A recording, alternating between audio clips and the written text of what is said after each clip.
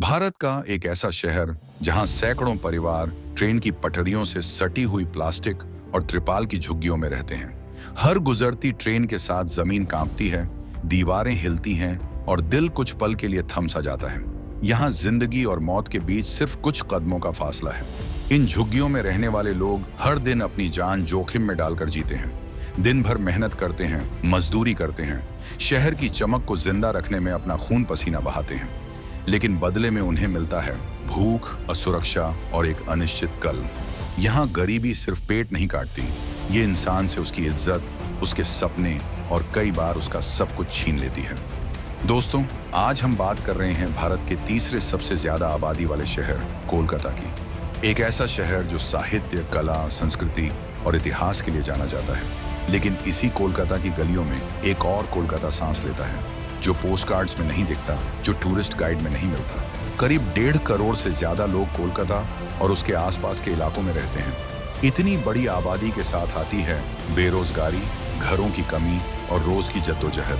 यहाँ कई इलाके ऐसे हैं जहाँ सदियों पुरानी इमारतें किसी तरह खड़ी हैं। तंग गलियां, सीलन भरी दीवारें और अंधेरे कमरे, जहाँ एक छोटे से कमरे में 5 से 10 लोग रहने को मजबूर हैं।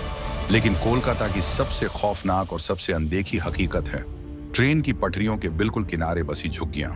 घर और रेलवे लाइन के बीच सिर्फ 10 से 15 कदम का फासला।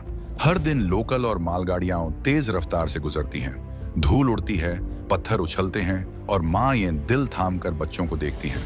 यहाँ सुबह अलार्म से नहीं, ट्रेन की कर्कश आवाज से होती है। छतें प्लास्टिक की, दीवारें टीन की और फर्श कच्ची मिट्टी की। बरसात में कीचड़, गर्मियों में आग उगलती जमीन। बच्चों के खेलने की जगह भी कई बार यही रेलवे पटरी बन जाती है। इन बस्तियों में रहने वाले ज्यादातर लोग यूपी और बिहार से आए प्रवासी मजदूर हैं। गांव में काम नहीं मिला, शहर ने सपने दिखाए और फिर यहीं फंसा लिया। कोई कचरा बीनता है, कोई कबाड़ बेचता है, कोई रिक्शा खींचता है। दिन भर की मेहनत के बाद कमाई सिर्फ 100 से 150 रुपए। बरसात आते ही ये बस्तियां नरक बन जाती हैं। नालियां उफनती हैं, गंदा पानी घरों में भर जाता है, मच्छर, बदबू और बीमारियां हर तरफ।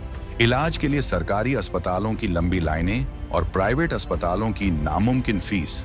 सबसे दर्दनाक सच ये है कि ये लोग जानते हैं ये जमीन उनकी नहीं है।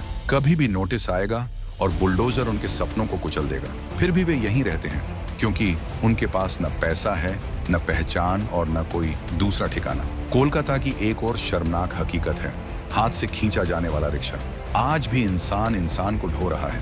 धूप, बारिश, ठंड, हर मौसम में। कमाई मामूली, शरीर थका हुआ, लेकिन रुकना इनके लिए विकल्प नहीं।